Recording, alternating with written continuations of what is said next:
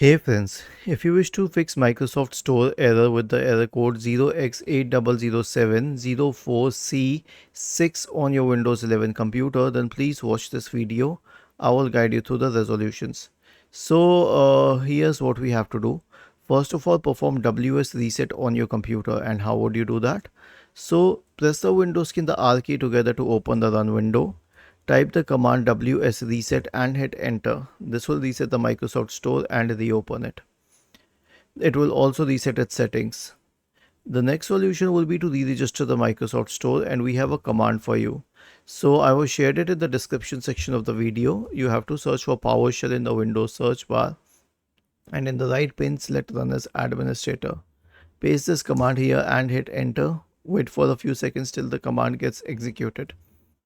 Was this helpful? If yes, then please subscribe to the channel. If not, then let us know in the comment section of the video on how we could help you further. Thank you for watching this video and have a nice day.